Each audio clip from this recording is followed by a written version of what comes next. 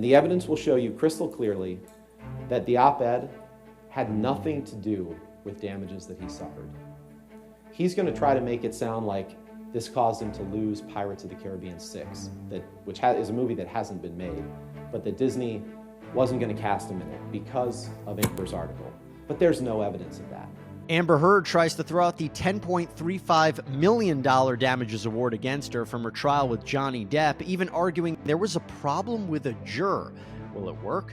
But Heard's legal issues don't stop there, because now the FBI is assisting with a perjury investigation into the actress. Sidebar host Angenette Levy reports.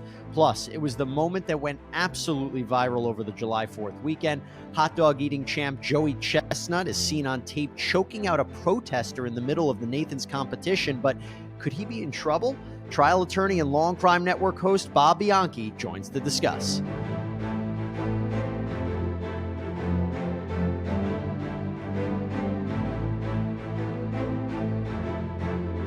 Welcome to Sidebar, presented by Law&Crime. I'm Jesse Weber. It's been over a month since the jury came back with their verdict in the Johnny Depp-Amber Heard trial. Do you find that Mr. Depp has proven all the elements of defamation? Answer, yes. The jury ultimately finding that Heard defamed Depp for 3 statements that she made in a 2018 Washington Post op-ed piece claiming she was a victim of domestic violence at the hands of the Pirates of the Caribbean star. Well, now her attorneys are asking a Virginia court to throw out the jury's verdict, to throw out the jury's monetary award, calling it excessive. Now, you recall that the jury awarded Depp $10 million in compensatory damages and $5 million in punitive damages, although that amount was reduced by law to $350,000 by Judge Penny Ascarati. So again, it's $10.35 million. Now, they make several arguments in this 43-page post-trial motion. I want to highlight a few of them. First, Heard's team again rehashes an argument that they made in court, namely that Depp didn't suffer financial harm from the Washington Post piece. The evidence will show that he has not suffered 1 cent of damages from this op-ed.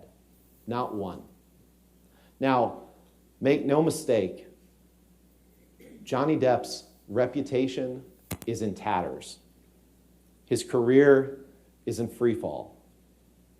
But it's because of problems that he created, problems that he is responsible for. And he's here in court asking you to blame Amber for them. But it's not Amber's fault. In their filing, Heard's team focuses on whether or not he lost the role of Jack Sparrow in the Pirates franchise because of the op-ed. They say, quote, while Mr. Depp asserted he lost Pirates 6 because of the op-ed, there's no evidence upon which the jury can rely to reach such a conclusion. Mr. Depp did not have a contract for Pirates 6. There was media coverage that Mr. Depp would not be in Pirates 6 as of October 25th, 2018, 2 months before the op-ed. Mr. Depp's agent testified that it was very likely Mr. Depp would not be in Pirates 6 as of the fall 2018, and Mr. Depp testified that he would not have agreed to play a role in Pirates 6 for $300 million and 1 million alpacas. Now, this is important, because for damages purposes, showing that connection between the defamation and the harm is critical. Second, Heard argues that Depp is not entitled to the monetary award because he never proved actual malice. When you're trying to prove defamation with public figures like celebrities, there is this heightened actual malice standard. So Depp needed to prove not only that the statement was false, but that either Heard knew it was false or acted with reckless disregard for the truth. Heard's lawyers in the filing say, quote, in this case, proving actual malice required showing that at the time the op-ed was published, Ms. Heard did not believe she was abused or that she entertained serious doubt about whether she was abused. Because actual malice is a subjective standard, whether Ms. Heard believes she was abused must be judged by her definition of abuse. Ms. Heard testified unequivocally that Mr. Depp abused her physically, emotionally, and psychologically. Mr. Depp presented no evidence that Ms. Heard does not believe abuse can be physical, emotional, or psychological. Now, that's a good argument, but let's not forget the verdict. Do you find that Mr. Depp has proven, by clear and convincing evidence, that Ms. Heard acted with actual malice? Answer, yes. All right, my lads and lassies, I want to tell you about something very special, cool, and unique. No, that's just not a Scottish accent. Wanted it to be. It sounds Irish, sounds Jamaican. That's not great. What is great?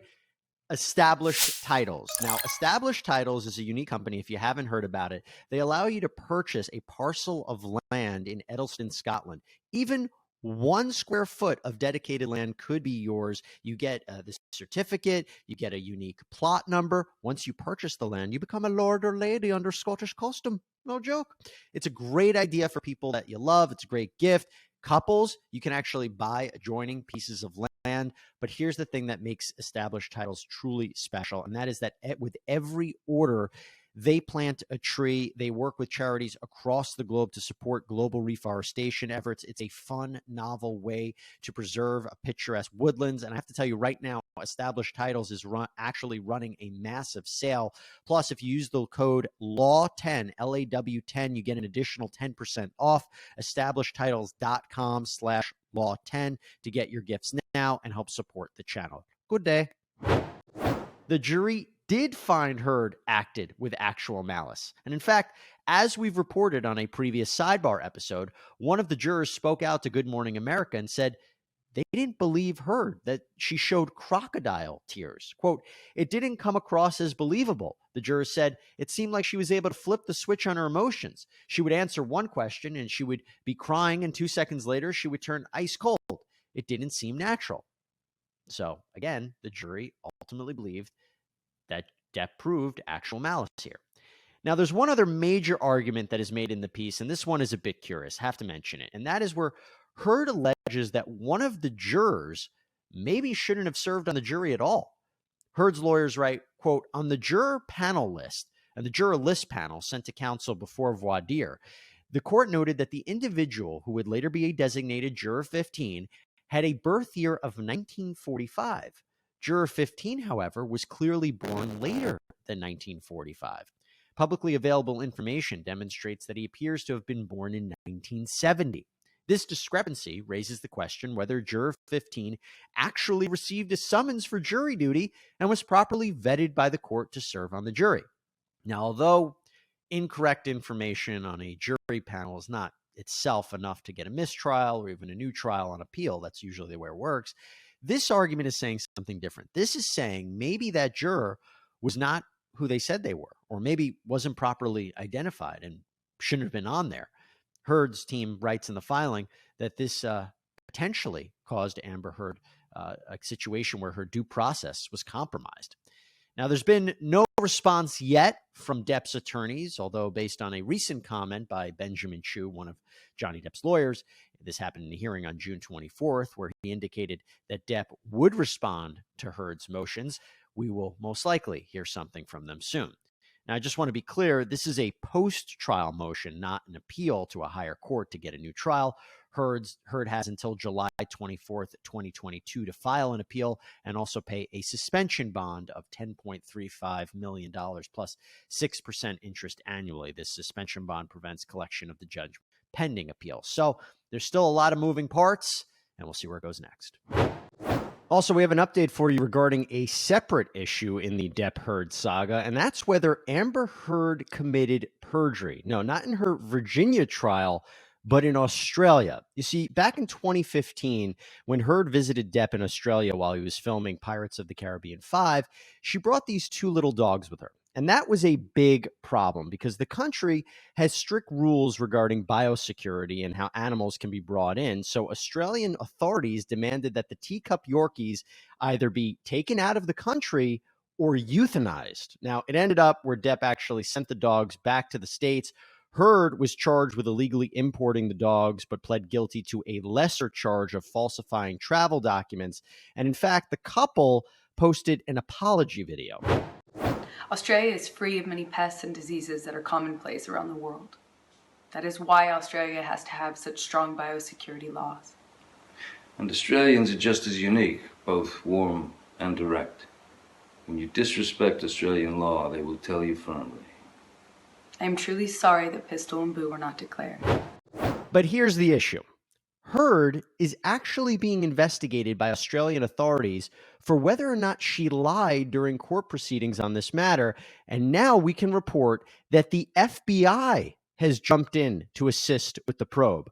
Well, for more on this, let me bring in my Sidebar co-host, Angenette Levy, who's been following this story. She wrote a piece on it on lawandcrime.com, and she's even going to do a special bonus Sidebar episode on this. Angenette, good to see you. Good to see you, Jesse. Thanks for having me. So let's just take a step back. What exactly is she being investigated about lying about? Let's start there. Well, apparently, during the court proceedings, she had made some statements about how this all came to be. And she had said that she had jet lag and sleep deprivation, according to the published reports. There aren't any videotapes, unfortunately, available from this court proceeding. And then apparently she had cast some blame on Kate James, who you'll recall testified in the Depp Heard defamation trial in Virginia. And at the time, Kate James was not working for Amber Heard anymore. But during the UK trial where Johnny Depp sued the Sun for libel, his former estate manager, Kevin Murphy, testified that Amber Heard, in his words, had pressured him to make false statements and actually wanted him to reach out to Kate James to get her in some way to take the fall. She submitted a declaration during the UK proceedings. She was deeply offended because she is a native Australian and would never, she said, violate those laws. So it all comes down to what she said during that court proceeding where she pleaded guilty to the lesser charge. And it's our understanding that the FBI is assisting with maybe reaching out to some of these witnesses because all of them live overseas. And that's according to a hearing that was held where this was addressed in Australia in the Senate last October. And speaking of the FBI, did we reach out to them? Did they have any comment about this whatsoever? What can you tell us? I reached out to the FBI. It was a holiday weekend, of course, and I made several calls to the FBI media line, trying to get through to them. It kept hanging up, so I wasn't able to leave a message. I sent an email to the Public Affairs Office, but typically it's been my experience over the years, and it's FBI policy that they don't comment on active investigations. And certainly in this investigation, they are assisting. And I should mention, apparently, that this has been going on for quite some time.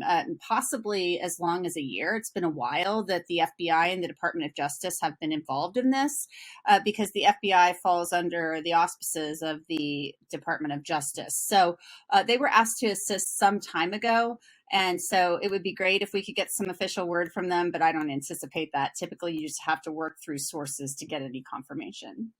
Yeah, it's typical that you won't hear from an investigative authority in the middle of an investigation like this. Now, you did write a great piece up on lawandcrime.com, and you actually had the chance to speak to Bobby Chacon, who's somebody that we've had on the program before. We've had him on Sidebar before. He was an FBI special agent. Did he give any insight into what this can mean for Amber Heard? Not really. He just said that the FBI has offices not only in Canberra, Australia, I hope I'm pronouncing that properly, but also in other parts of Australia, and they have offices around the world. And we have a strong relationship. We are allies with Australia. And so if their Australian Federal Police had asked us to assist with something, and we know that the Australian Federal Police are involved in this investigation, they would have gone to the FBI and asked for that assistance. And Bobby said, of course, it would have been granted. And he said, basically, assisting other countries in law enforcement matters is really a way for us to have one kind of foot in law enforcement and one in diplomacy. So these agencies work together around the world. And I should mention, too, during this hearing, when the officials with the Agriculture Department, they just changed their name, the agency that's actually investigating this through the AFP, they made it sound like they were working with bodies. They used that word plural, bodies. So I don't know if there's more than one investigative agency involved in this or not. Angenette, it was funny during the course of the trial. It was almost mentioned. It was almost mentioned at one piece of testimony, but it wasn't.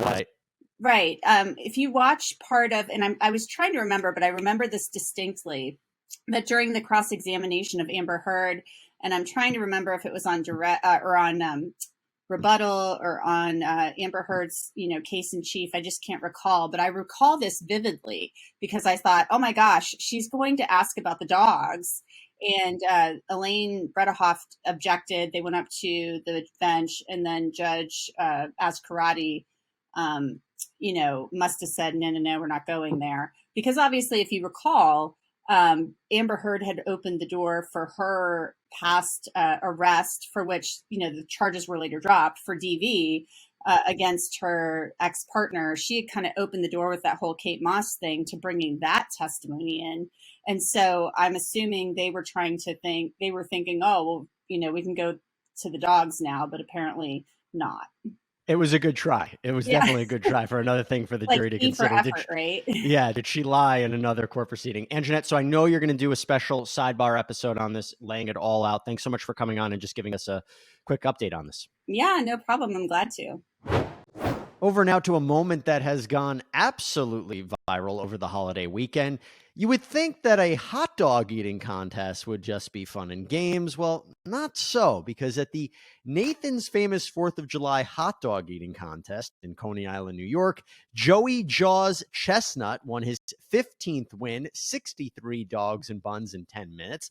But that was only after he got into a violent altercation with a protester. In videos that recorded the event during the contest, a masked animal rights protester wearing a Darth Vader mask and holding a sign that says expose Smithfield's Death Star, referencing Smithfield Foods that supplies the meat for Nathan's.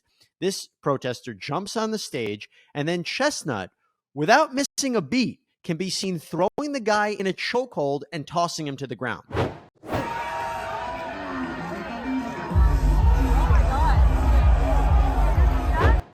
And Chestnut just keeps on eating as if nothing happened and then wins the title. Now, according to TMZ, police took 3 people into custody and charges are pending.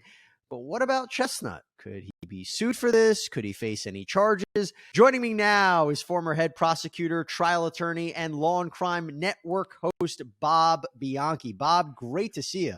Hey, great to be on the show, Jesse. Great to see you too. Now, I mean, I could talk about the hot dog eating contest as much as well as the next person, but I do want to get a little bit into the law here. So I see this, right? And first, let's talk about any criminal charges. Anything here against Chestnut that you see? I mean, was he defending the competition? Was he defending himself? Do you see any criminal liability for Joey Chestnut? Jesse, when I used to have to make these charging decisions as a prosecutor, I tried to use the rule of reason and not just work on technicalities. And I think citizens have gotten to the point right now where they feel like they can protest in any manner, way, shape, or form that makes them feel good without recognizing that this guy sees some, as far as he's concerned, I would imagine a maniac charging towards him with a mask on. And you don't have to even hit him literally. He's in fear of his life. He's getting into the hot dog eating guy's face, and the guy reacts. And I used to look at those cases like, well, you know what? You don't come in here with clean hands. I have to prove a case beyond a reasonable doubt to 12 jurors that you committed a crime if I'm going to go in that route. And I never like to go after the guy who initiated the encounter, especially if there was not serious bodily injury or excessive force. And let's give the last point. It's a personal one. It's not necessarily a prosecutorial one. Any guy that can continue to eat 63 hot dogs while he's in the middle of throwing a chokehold, you got to have #respect, Jesse. I mean, on social media, he's being hailed a hero right now. I mean, it's pretty incredible. He doesn't break a stride and he wins the competition. But I mean, the use of the chokehold, I think that came out of left field. I don't think anybody was expecting such a swift move. It almost looked like he snapped the guy's neck. Now, luckily that didn't happen.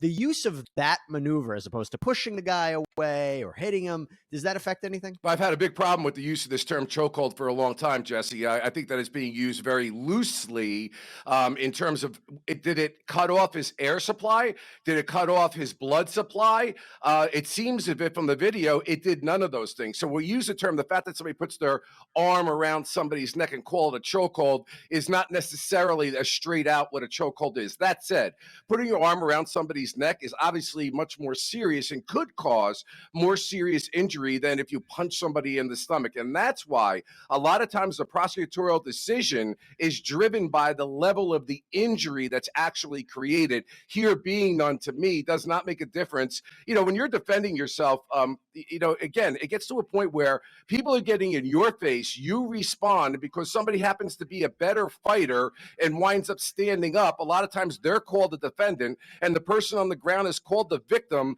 despite the fact that the victim is the one who provoked the whole event in the first place. I've never been a fan of that logic. And I think there's also something to be said, but the guy kind of nudged his way in there, right? I mean, if you want to talk about physical, it wasn't as if he just stood off to the side and was yelling loudly and then put into a chokehold. Much different situation.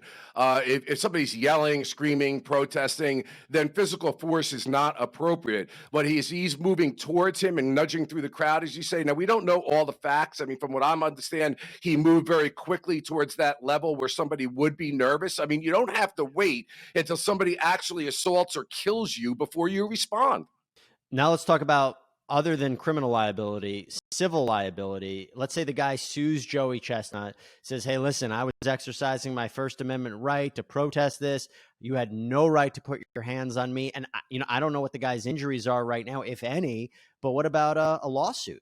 When you evaluate any civil lawsuit, of course, a different standard applies. It's usually by a preponderance of the evidence as opposed to proof beyond a reasonable doubt. So it's a little bit easier. But the bottom line is you have to find some level of intentional assault or negligence. And you get right to the most important point. When I used to practice civil law, one of the first things you say is, and I used to use this example, if you're walking across the street and you get hit by a car and you pick yourself up and dust yourself off, you go home, you have no injuries, that's not a good civil case. The liability for the person that hit you may be 100%, but you're only allowed to be compensated for that in order to make up for the injury that you sustained. However, if you're walking across the street and somebody goes to a stop sign, hits you, and you break your leg, or God forbid, have more serious injuries, then your compensation is going to be higher. From a practical point of view, a lawyer takes a case on, usually in a civil case, for a percentage, and a percentage is zero.